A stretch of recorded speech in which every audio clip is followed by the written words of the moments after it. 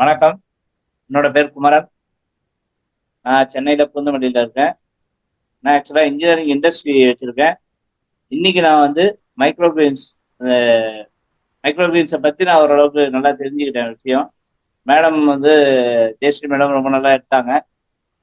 நிறைய புது புது விஷயங்கள் கத்துக்கிட்டேன். நம்ம வந்து நார்மலா வந்து ஒரு செடி வைக்கணும் அப்படின்னா மண்ணில் வைக்கணும், இது வைக்கணும்னு சொல்லுவோம். இதுல வந்து தண்ணியில யூஸ் பண்ணி ஹைட்ரோபானிக்ஸா எப்படி யூஸ் பண்றது அது தெரிஞ்சுக்கிட்டேன். அதே மாதிரி ஹியூமிடிட்டி மீட்டர், டெம்பரேச்சர் இதெல்லாம் அவ்வளோ மானிட்டரிங் தான் தேவைப்படுது. இது சாதாரண விஷயம் இல்லைன்றதை புரிஞ்சுக்கிட்டேன்.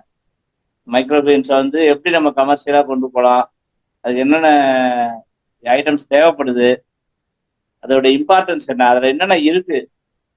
மைக்ரோகிரெயின்ஸ்ல இவ்வளோ விஷயம் இருக்குன்றதே எனக்கு தெரியாது. மைக்ரோகிரெயின்ஸ் கேள்விப்பட்டிருக்கேன், ஆனால் இவ்வளோ விஷயங்கள் இருக்குன்னு தெரியாது. நிறைய உள்ள அதோட நியூட்ரியன்ஸ் வந்து நிறைய இருக்கு அப்படின்றத கேள்வி இப்போ நீங்கள் சொன்ன பிறகு நிறைய புரிஞ்சுக்கிட்டேன்.